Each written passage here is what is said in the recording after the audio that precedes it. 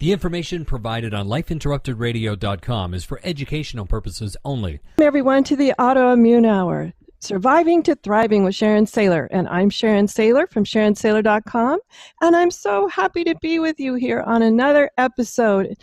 My gosh, we're closing in on 200 episodes. I am just so honored and amazed and thrilled to be part of the Autoimmune Hour, to be able to bring you amazing people that I meet along this healing journey, this healing experience, as our dear friend Dave Dashinger likes to call it. And I just love, how we talk about what we do is so critically important. I know that's why we're called Surviving to Thriving, because we're all thrivers here, right? Regardless of our diagnosis, regardless of where we are on that healing journey, it's critically important to be a thriver, have that thriver mindset.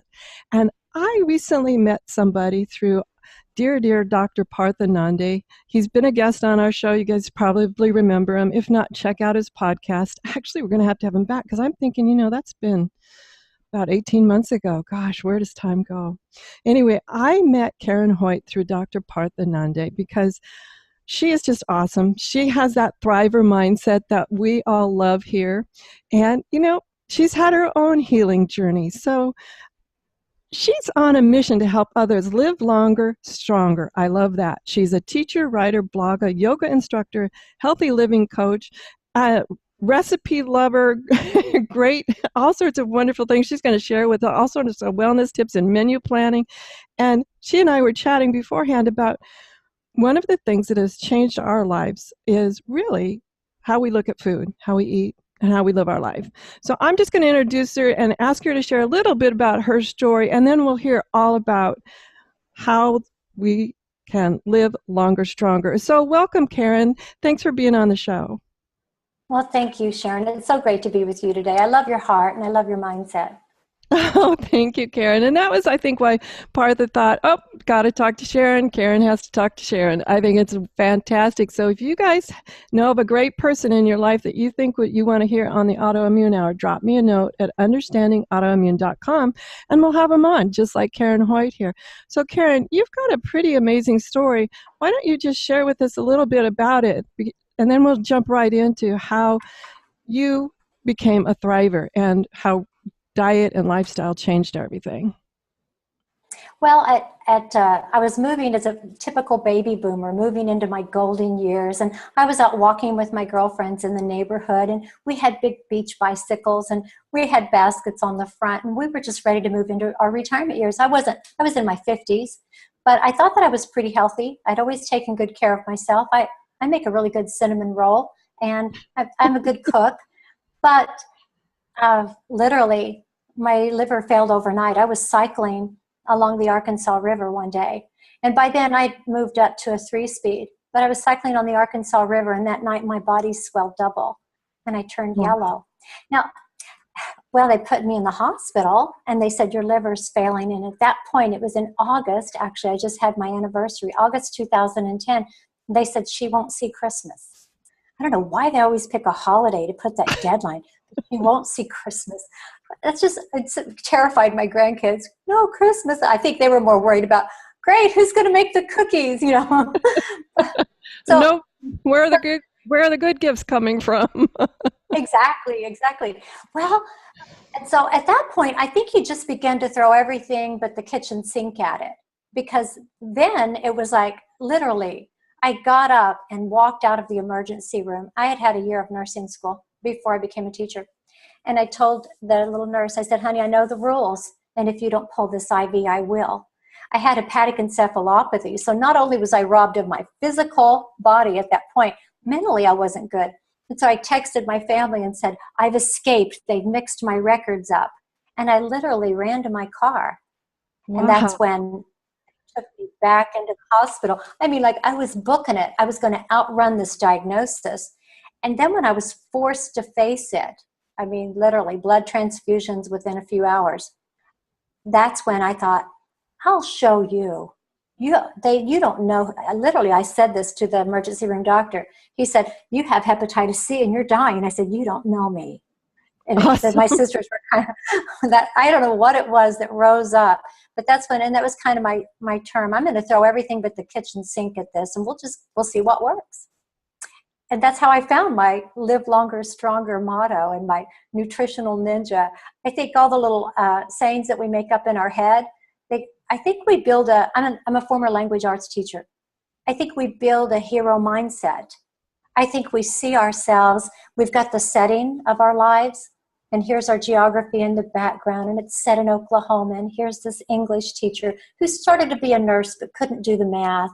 And now look, here she's moving up to the peak of her life, going to retire as a senior high teacher with teaching college classes, working with at that point I was doing Special Olympics. And I just felt like it was such a beautiful apex. And then I met the monster, and it was like, I pulled out all my weapons. Hero's journey, I'll show you, hero. So, and I think that's what, don't we all do that? Isn't that what we're, right now, are we all on a mountaintop with a sword of some kind in our hands? I absolutely did. That's why I relate to you so much, Karen, because my response too was, what? No, I'll show you. Yeah. My only thing was it took me 3 years to get off all of the meds and become completely symptom free. And I remember when I was doing this sort of I show you at the round of different doctors I ended up going to, I told the one that I finally chose to be part of my wellness team, I said, she said, Sharon, get real. This is your life. And I said, no, 3 years, I'm done with this. Now, looking back, it took me 3 years and 1 month, and I going, why did I tell myself 3 years? I should have said, like 3 months, I'm done with this. I don't know if that would have worked, but it was interesting to me that I had said 3 years, I'm done with this, and it was 3 years and 1 month, and I was symptom-free and able to get off all of the medications. Now, in all candor, they won't say I'm cured. And I always say, I don't care. I feel great. I'm a thriver. You say whatever you want to say. I don't care. So let's talk. I love your story. Your mindset, your thriver mindset is so awesome. My gosh. So you're doing great now with this Live Longer, Stronger. Well, initially, when I first went off my meds, so by November, I was still pretty much declining. And I had end-stage liver cirrhosis. My liver was literally as though I drank my whole life really hard, like rock gut whiskey or something, which I've never even tasted. And so I was very cirrhotic, and I had a lot of internal bleeding. And there was, 35 or 40 pints of blood over. I mean, I was really sick. I was super sick. And but I still had the hepatitis C virus, just like a lot of baby boomers have it. And so I got my MELD score, which is a liver score, down to the point where I was arguing with my doctors. I said, if you'll drop me on some of these meds, then I'll be able to get my MELD score down, and then you'll allow me to treat. So they did. They sent me to a transplant hospital for a workup. I really wasn't eligible for a transplant because I was sick and I had the virus. But I did like you, I was determined to get my meds down. I had a calendar I kept approaching my doctors with. So can we drop this one? Okay, let's watch my labs, see what I'm doing. And I was able to get back into the classroom. And so a whole other area of this, you and I talked about how multifaceted illness is. I lost my insurance. So I worked hard to get back into the classroom so I would be insured. And then I went at it. And I was able to treat for 48 weeks for the hepatitis C virus and cleared it. And then I was back in the classroom, just living with end-stage liver disease and getting a lot of surveillance done. But I was running again. I was cycling, and I was living I went to the hospital every 3 months. But I mean, at that point, if you're just breathing, you're like, woohoo, here I am breathing again. You made it past Christmas, so woohoo. I know, one more Christmas. And so, and then it was during a regular surveillance. Well, so after I finished that treatment, I had, a box full of legal pads filled with notes. And I've always journaled. It's been a part of my spiritual journey, and my physical journey on earth was to keep journals. My grandmother was a nurse, and she journaled. And so it was just a treasure for me. So here was all these words, and some of them were crazy, but I thought, wow, if I had those dark moments, maybe someone else will. And then I started the website. And then I began to connect with other people with liver disease. And pretty soon we had this little family. We were all kind of hunkered down, beating liver disease together. And so by the time I got a transplant, honestly, when they found the tumor, I thought to myself, they sent me from CAT scan down to the doctor's office, and my nurse, she looked up. She said, oh, you've got a new haircut. And I said, I like yours. And she said, well, your platelets are really rotten. I said, I know. How's my hemoglobin? And she went, oh, Karen, it's a big tumor. And it had only been 6 months. And my nurse got big tears in her eyes. And I just, that dread just washes down. The adrenaline, just like everything just faded to the floor. And when my doctor came in, he was pretty emotional. And he kept saying, maybe it's just this, maybe it's just that. And I said, just get me to CAT scan. So we did. But when I went into the CAT scan, what I thought was, honestly, okay, so I met MC Hammer in Boise, Idaho years ago. Long story. But when I was going into the CAT scan, they've got the IVs all hooked up. I was singing, you can't touch this. I don't know why. That was the song that came through. And I just thought, you know what? Cancer can't touch my whole body. You can have that little portion of my liver, and you can grow and you can swell, but I'll get a transplant. You will not spread. You can't touch this. And so I was kind of, da-na-na-na. And that's how I went into CAT scan. And by the time I got back to the tumor board, I just said, let's get rid of this liver. Let's get me a new one. Let's shrink this tumor, keep it down, put me on the list.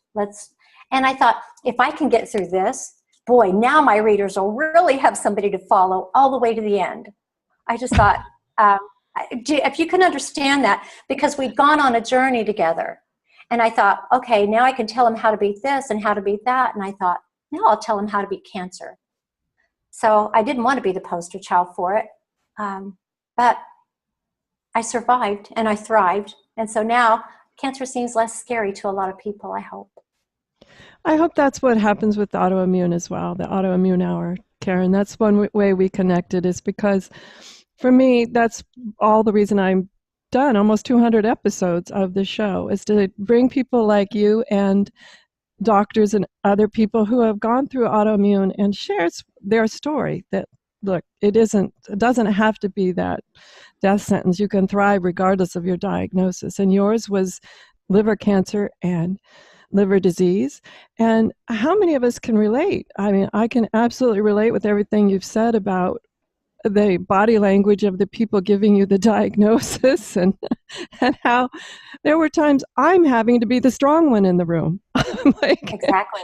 I appreciate that my team, especially early on when I was at the sickest, I appreciate that my team cared. I really appreciated it. But I also, a part of me was like, okay, why am I having to cheer everybody up here? Yeah, I get that. When the receptionist came in and I said, and what are you here for, hon? She just looked real shook. And she said, well, I'm going to see if your insurance company will approve a CAT scan. I said, good. There you go. Get busy. Come on, you can do it. Let's get that CAT scan. Because she was shocked. She'd held my hand for 3 years. And I said, come on, one more round with the insurance company, girl, you got this. It's like a little team. It's a little family that we have. What's cool is that I still got a lot of the same people in my corner. I still go by every time I go to the hospital. I run in, and they didn't have a big turnover. So I get to still see the same people. It's really awesome. That's awesome. And that's one of the things I talk about a lot on the show is find your team that gets you.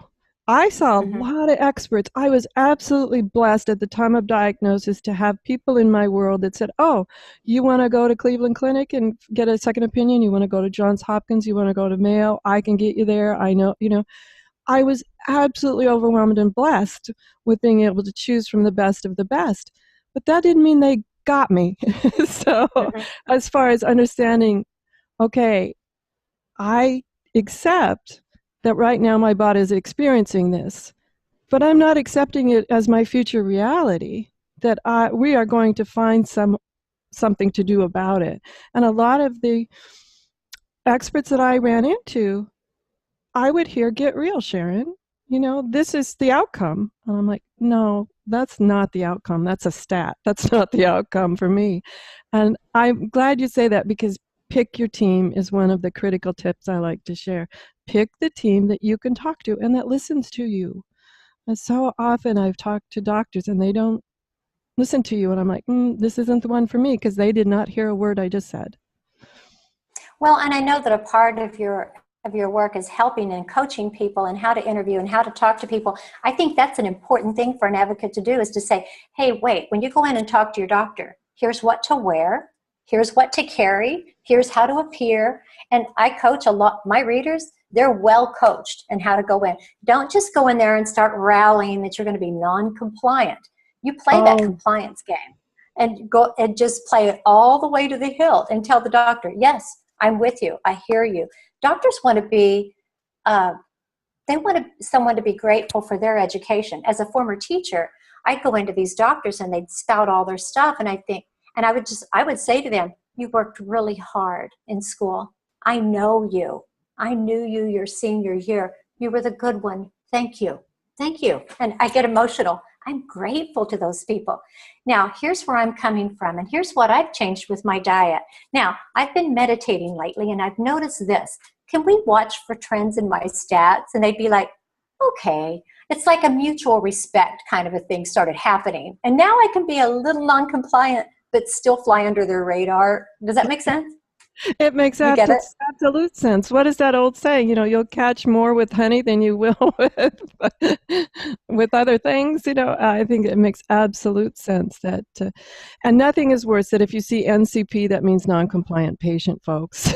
If you see that on your medical chart, that's somewhere along the lines you've crossed some line, and that they're calling you non-compliant. But I also am a firm believer that you have to be able to know and set boundaries. There are certain medical professionals I went to that had very extreme choices for me. And I was like, no, I don't think I want to remove that body part at this point in time. Thank you very much. And I went and sought other people that had less. I wanted to take it slower. I mean, it was like from going 0 to, let's just take out that body part. And I'm like, I think I want a second opinion. And those are critically important too, is to allow yourself the opportunity to get a second opinion. Because as a dear friend of mine, dear doctor of mine, who used to say, and this was about that surgery, when I went crying to him and I said, oh my gosh, I just don't understand. Why do they want to remove it? And he said, Sharon, that's a surgeon's answer to a problem he cannot solve.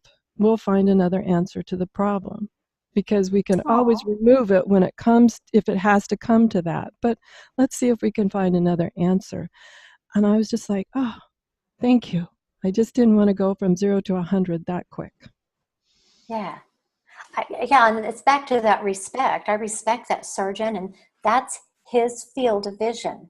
And so I can respect that, but I'm looking outside. So I'm going to find those people who will walk with me, like you said, walk with me down that little, and I'm real inquisitive too. And so you have to be careful how you ask questions, or you can offend doctors. And it's like, would you please help me to understand? And then it's an educational process. And I do feel kind of sorry for the doctors these days with the internet, and people Google stuff in the middle of the night, and you can find any kind of answer and take it into the doctor. I think we have to use a combination of knowledge and wisdom when we are trying to make these choices and advocate for ourselves and find the boundary. Oh yes, Dr. Google, you have to be so careful. You can just drive yourself insane if you read all of the different symptoms or all the different outcomes or whatever. It's being so careful with where you put your time and effort in the research. There are places that you can find quality research papers on the latest types of things going out there. But that doesn't mean that research is current medicine either. I think a lot of people get that confused too. Oh, well, what about this? Well, that's in the early stages. That's not even available to us yet. Oftentimes I hear people talk about that. Yeah, I heard that a lot. Well, you're past that. Well, it's like cancer. It's like, okay, liver cancer, once it's spread to the liver, you're in trouble. But yours has started there. So now here's the options. And it's like, I was ready to get radical then. But I think too, so my doctor never knew what to expect, because I did have hepatic encephalopathy. So he might come in one week, and I'm sitting up in an easy pose, and I said, okay, I'm meditating 30 minutes a day now. My prefrontal cortex push-ups are like superior. I've got my blood pressure and my heart rate down. this is awesome.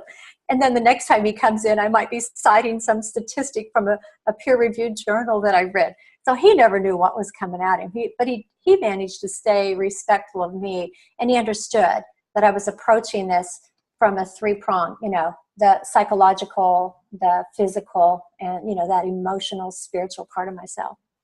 Absolutely. We need to take a quick commercial break. But before we jump right back in, Karen, what is that? I'm going to mess it up. Hepatic. Go ahead. Hepatic encephalopathy. And so specifically for liver disease, it's when you're simply put, your liver is a storehouse, and it will warehouse all your sugars and your proteins and your carbohydrates, and it runs it through a system of filters, and then it actually produces it all back into your bloodstream in the form of vitamins and proteins and energy.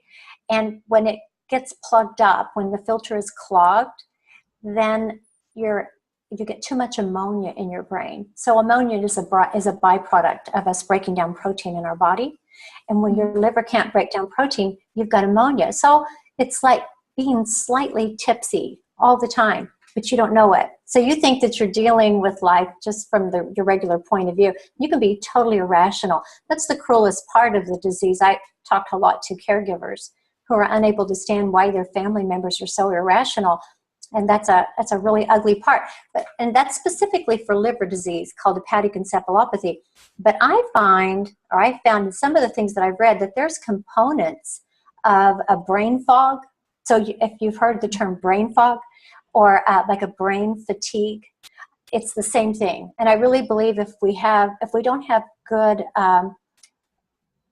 autoimmune system, if our autoimmune system's gone awry, if we have Crohn's, celiac, if we've got any kind of a gut problem, I think we can have that same type of brain fog, where we're just not very aware.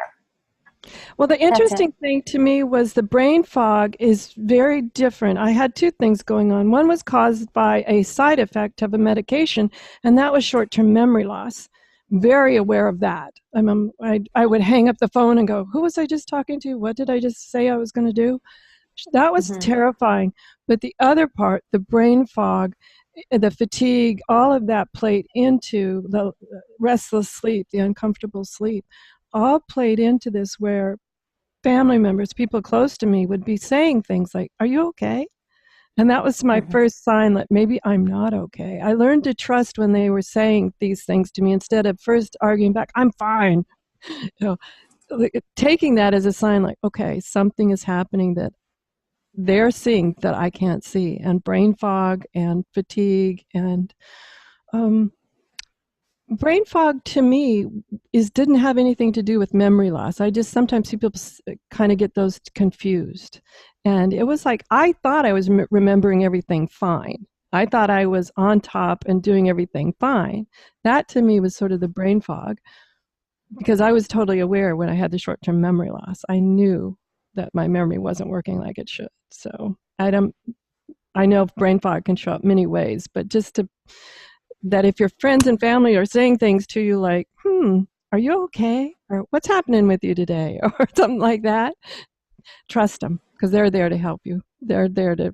Right. And it can really, I think that hurts people's confidence so much, because I lived, obviously, so my liver fails in August. I was getting ready to go back into the classroom in a couple of weeks, literally. And so I had just slowly begun to make more lists. My whole computer was covered with sticky notes. My compensatory skills had grown to where I had to take 5 steps to accomplish a task, and nobody noticed because my outcomes were still okay. So I was just like working overtime. And I think a lot of people do that, and we were blaming menopause at the time. My doctor and I were. But it really hurts me to see patients who are, or my peers who are sick, who are dealing with the brain fog, and they just think that they're incompetent. Well, I'm not able to hold down, that type of work anymore. And it's so painful. I can just hear it's more than just being embarrassed that you've got liver disease or that your body's not working. Now your brain's not cooperating. And when people, like it sounds like you had a good family support system, and I had a good family support system too. But even then, it's hard. It's painful when someone's questioning you. It's like, just go sit down, honey. Just take your plate. I remember my sister at the last Christmas dinner before I got sick. Just take your plate and go sit down. What are you doing in here? I was bopping around in the kitchen. And looking back, it was really embarrassing for me to have to be told to go sit down. I thought, wow, was I fussing too much? Was I washing dishes? And so I think we get lost in that brain fog. That part, it really breaks my heart to think that people are walking around at about 75% of their mental capacity. And with the right treatment, they can come back to being whole again.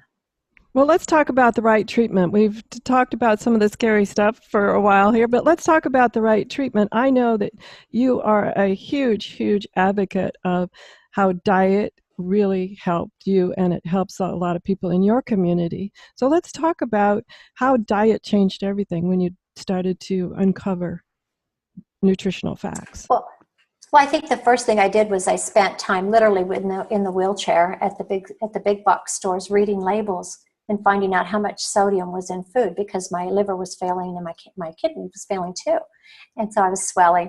And so when I started reading nutritional labels, I thought, wow, nothing. There's nothing I can buy. So I shopped the perimeter of the store.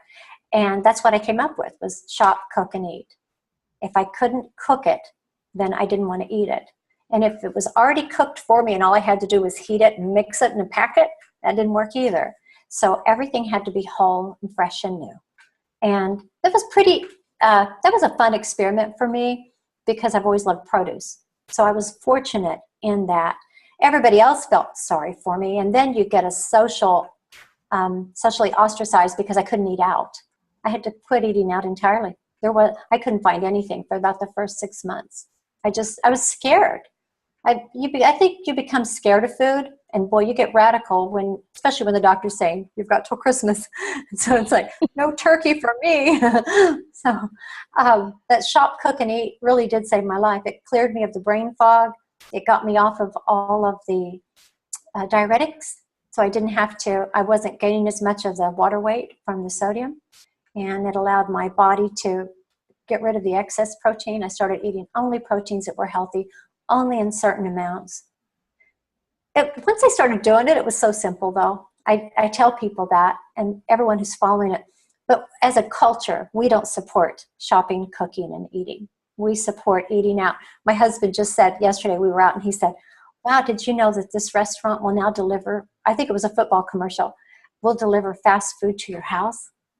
And so you don't even have to get up. We'll bring you cheeseburgers and French fries. And so for someone with liver disease, it's like, oh, we don't need that. We need the support that says, we'll bring you a fresh salad. So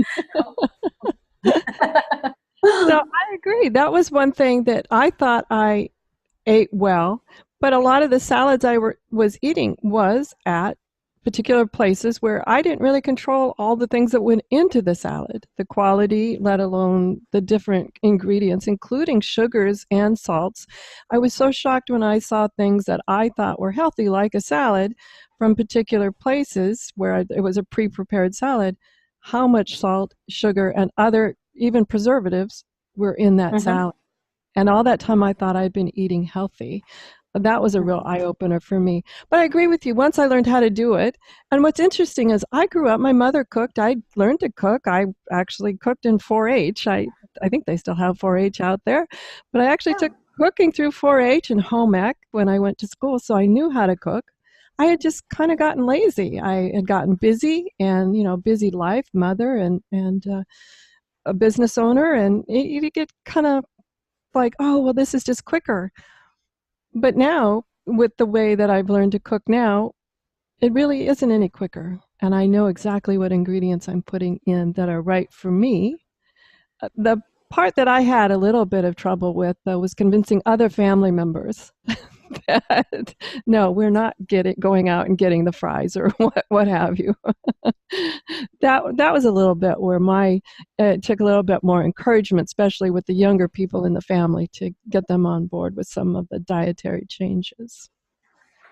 And that's where I just learned that don't feel sorry for me. I'll even go sit with you there.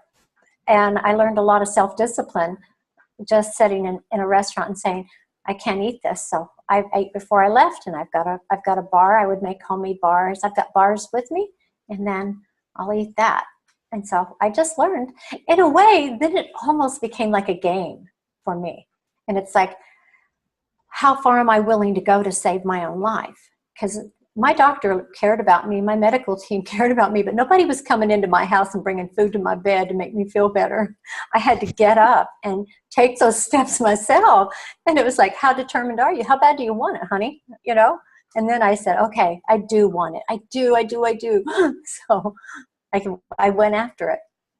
I think that's a critical turning point with a lot of people. For me, I had a couple of critical moments of my recovery journey where I had to stop myself and look myself in the mirror and ask myself that question: what are you doing?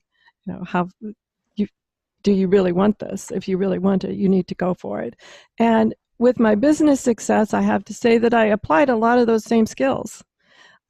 Taking notes, writing things down, making lists, having goals, having short-term, what I call baby step goals, knowing that I made it this far, and having little rituals and also little success parties.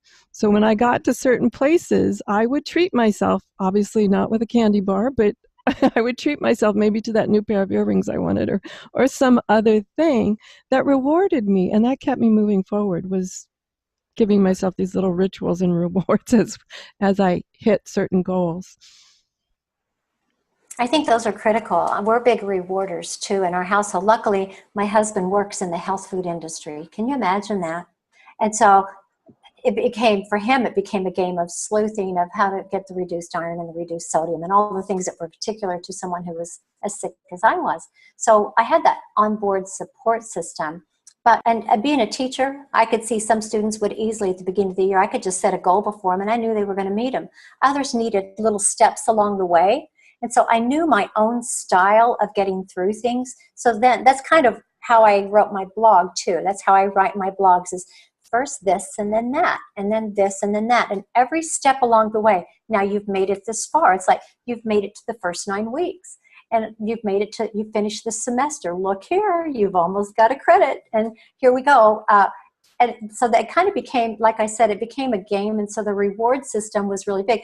Again, I couldn't reward myself with food. Sadly, it sounds really depressing, but I still say, when I wake up in the middle of the night, and I still have some restlessness sometimes from the Prograf and all the drugs, but I wake up and the first thing I think is, there you go, breathing again. Look at you breathing.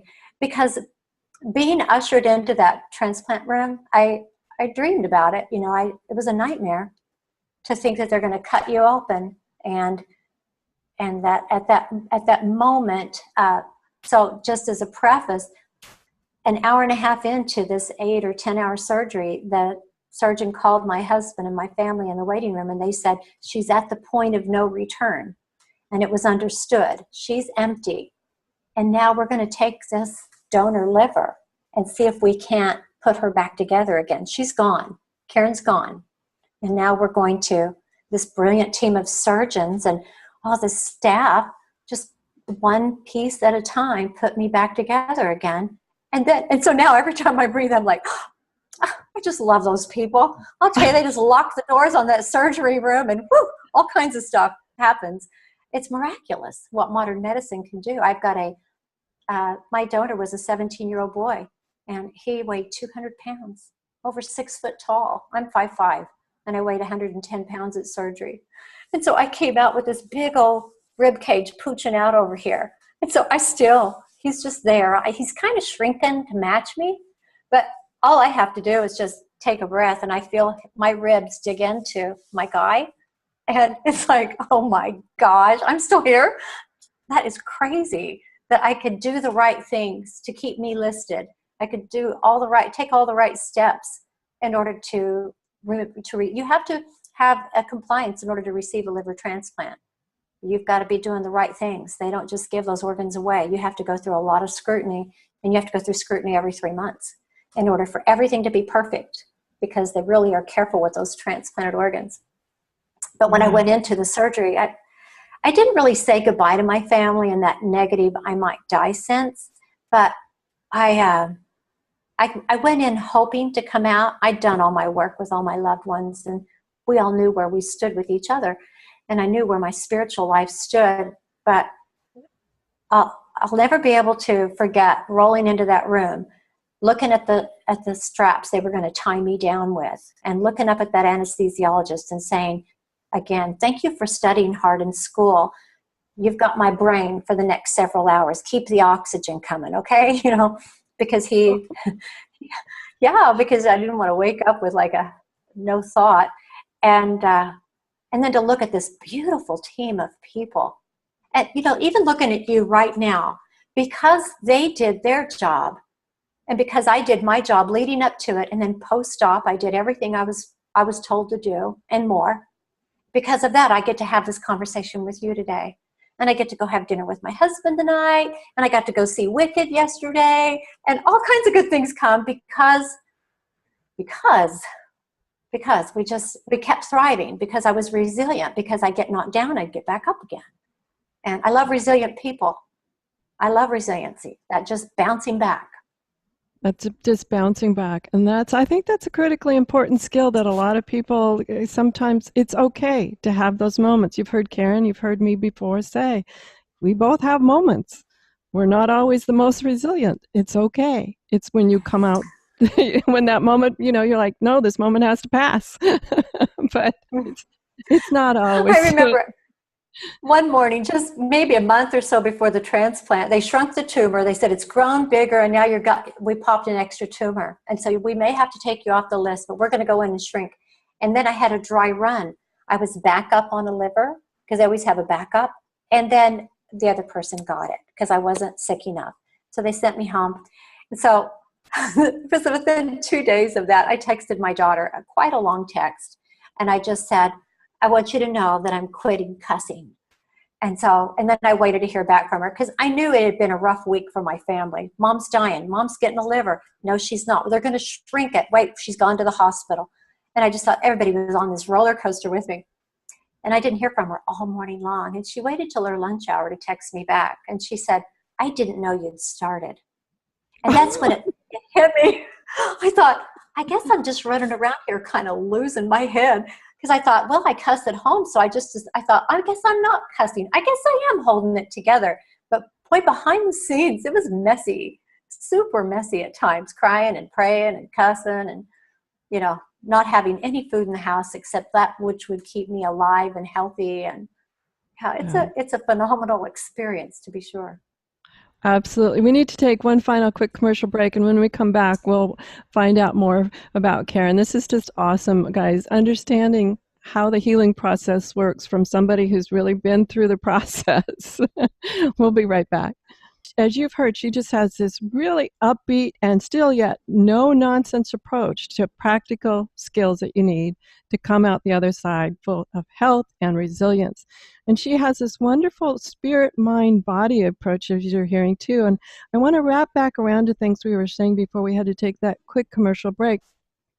And one of the things I wanted to chat about was this idea of it's okay if it gets messy. It's okay. You can always sort of clean up the mess at some point in time. And Karen, you said you journaled. One of the things I like to do when I journal is I write on the right-hand side of the page, leave the left side blank, and then now it's a little bit longer. When I first was in the depths of the recovery phase, I did it more often, but I go and write on the left-hand side, a month or two later, of what's changed.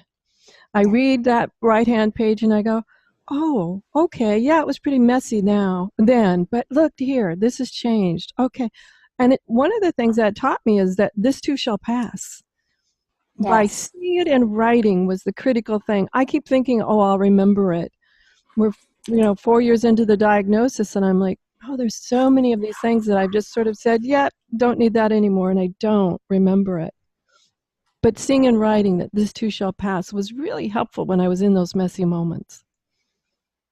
I just wrote that down. I'm going to steal it. I may write about that, because I think that's really powerful. Sometimes when there's smaller journals, the left page will be blank anyway. But I've got journals all the way back into my early 20s. And so that's why I hang on to them, is so I can go back and read where I was and how I've grown. But I think that I am I am a spirit, or I am a spiritually created, or I picture myself as a spirit being. But I think it's so important. I think I was front loaded for this. Growing up in Oklahoma, and under the shadow of the Oral Roberts Prayer Tower, whatever that means to anyone. So I was front loaded for spiritual success. And so that didn't mean I had to buy into everything that everybody told me, because obviously I do a lot of yoga and I quote a lot of Buddha. And so all those things are valuable. But I understood that I have a mind and that my mind doesn't rule me. I have a mind. I have a thought life. I have a body. I live in that body, and I have a mind, and they talk to each other, but I'm the ruler. And so through all of this, I called myself the slob on the couch. So whenever I was really sick, I'd get into that one chair with the journal, and your aching chemo was just, so you're curled up in the chair, achy and awful. And I just, if my thought life would get ucky and I'd start down a trail, I'd think, oh my gosh, look at your thought life. And I saw the worst version of myself. I would just imagine her laying on the couch going, somebody bring me a Pop-Tart. I'm sick of this mess. To heck with that chemo. And I'd go, no. That's what you think you want, but you don't rule. I rule. And I'm telling that thought, you don't have any authority here. Get out. Those thoughts still came by. So I began to think of it as, it's okay for the thoughts to fly over your head, just like a bird. But just don't let them nest in your hair, because then they poop all over everything. And I didn't like poop on statues. And I just thought, no, I won't be letting that nest here today. And so then I would say, this is my body and this is my mind, but I'm in charge of that. Maybe there was a bossiness. Does that make sense? I love the metaphor, the idea. I'm not sure I'd want the bird nest pooping on my head or not. I'm trying to think of what my metaphor would be. I know a metaphor I used with the doctors early on was like, look, be careful with the word have. They would say, Sharon, you have dermatomyositis. I'm like, okay, but I'm refusing ownership. And they didn't quite understand that. So I used the metaphor of, look, I can have cockroaches, but that doesn't mean I'm keeping them. So that was my metaphor. It's like, I'm an exterminator, okay, you just told me I have cockroaches and I'm going to, get that out of my body. But I love this idea of you've got your own metaphor that works for you to keep you on track. I'd love everybody who's listening to drop onto understandingautoimmune.com, and in the comment section of where our interview is playing, just drop us a note. What's your metaphor? I'm thinking this is so powerful when you come up with these stories that you keep yourself moving. Yes, and I think that is a lot of it. I think when we engage ourselves in a storyline, and we're going to daydream, we just do. The human mind is designed to predict. So we want to predict an outcome. Just predict a good one and go there. And so instead of predicting myself laying on the couch, dying, watching TV with a Pop-Tart hanging off of her lips, I would picture myself up cycling and running and winning a gold medal. I rode my bike in my mind over and over and over and over, all through the chemo. I rode it over and over. In ICU, my pedaling feet were waking me up after the transplant. And a year later, I was in Spain cycling and winning a gold medal with my donor. I had practiced. I'm the fastest female cyclist in the world with a solid organ transplant in my age division. So, wow. And I plan on going back. Yeah. I think that's a high five moment there. It was well, I like to think, it's amazing. But I mean, I am powered by my donor. But I think the visual, when you think about our dream life and our imagination and all the ways that our thoughts wander, and I know this because I know, like as a teacher, I learned that students' minds will wander in and out of the classroom about once every 3 minutes. They might be paying attention. About once. So you've got 15 or 20 seconds out of 3 minutes that they're engaged with you. The rest of the time they are in the car, they're in the hall, they're in the bathroom, they're sitting next to the person, writing a note. And so I look at my own thoughts that way, and I just think, well, if I'm going to imagine something wonderful. And I try to move my thoughts. That is wonderful.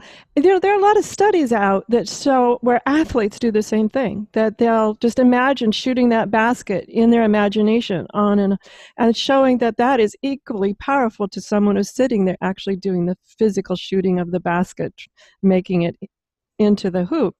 I find this so fascinating that we can think ourselves well as well. Our mind is so powerful that we're able to engage the whole mind, body, spirit to make sure that we're thriving. And congratulations what a wonderful award and what a wonderful goal. We're down to just the last few minutes. Tell us any final thoughts that you'd love to share, and then how the audience can get a hold of you, learn more about the liver loving diet. Well, my website is IHelpC, IHELP, letter C, IHelpC.com. And that's where I've been residing for, I guess it's been about 6 years now. And so it's just kind of been my whole journey, part of it. And I do put a lot about the spirit, mind, body journey. Well, when I first started the website, I needed a best friend who had been there. You know, the slumber party kind of friend. The kind of friend who would, you could call in the dark hour and you could tell them anything. And I didn't have that because every time I looked on the website, there wasn't anyone really blogging about hepatitis C at the time. And so I decided I'll be the best friend. And so I don't know if you remember that, but in school it was like, I'll be your best friend. And so I thought, I'll just be a best friend to anybody. And if you get up and you get scared in the middle of the night, don't call me, but get on my website and I'll have something for you. I promise. I'll have something that'll tide you through the dark hours because I've been in the dark hour with you. And I wrote something down while I was there for you to listen to. So go get something healthy to eat and then log on. We'll talk. And I've had a lot of fun with the website. It's really it's a unique relationship, just like with you right here today. It's a unique connections that we have with other people who are struggling, and that we get to watch each other triumph through the connections on the airwaves, pinging out to the satellite of, into the universe. And then someone answers back and they say, I get you. Oh, I'm there too. And let's do this together. So I'm really grateful for you and your story. I'm really grateful that you use your business sense to accomplish all that you've done and to give people a platform to tell their story. You've kind of brought us all together like a huddle. And they're another metaphor, but you've kind of brought us all together at a huddle, and people can come in and pick and choose what's best for them. And thank you for doing that. Well, thank you, Karen. That's very kind. How do people find your book, Liver Loving Diet? Actually, it's on my website. It's an ebook, and it was born because I didn't know how to add any more recipes. My website was getting too big, and so I didn't know how to add any more recipes. So someone suggested put it all into a Word doc, but you'll have to write all this stuff. And so I thought, okay, I worked on it the whole time I had cancer when I wasn't in the classroom. And I published it right after the transplant. And so it's a giant 60,000 word ebook. So, yeah. And it's available only on my website. And it's an awesome book, guys, for understanding. Well, as she was talking about, one of her biggest challenges was how do we eat? It's got great recipes, as well as I help, and then the letter C. I'll have that there over at understandingautoimmune.com, so you can see it spelled out. It'll be an active link. You just have to click on it. And you can find out, she's got recipes that you don't have to download the ebook either, but she's got great recipes. And what I love about your site, Karen, is, like you said, it's a community. I was reading a lot of the comments, and everyone is so supportive, which is so wonderful to see, a great community where people support each other, just like here at Understanding Autoimmune. I think that's what's critically important, is, as you mentioned, knowing that you're not alone. That's always so helpful. Everyone, join me next week for another amazing episode. And before I forget, pop over at understandingautoimmune.com, sign up for Courage Club, get your transcripts. Not all of them are quite up there yet, but we're working on it. All the latest shows are definitely up there. We started a little late, so some of the very early shows aren't quite complete yet, everyone. But if you want one and you don't see it there, pop me a note through the Contact Us page, and we'll be sure and get that one up higher in the queue. And let's see, what else? Join us at Facebook, too. I love talking to everyone at Facebook. You can see all sorts of news articles we find and other people that we find that share great stuff on our community there. And that's at Facebook, Life Interrupted Radio. You can also find it under the Autoimmune Hour. And everyone, have a great weekend. Whatever your adventures, join me next Friday night for another episode. And as always, enjoy.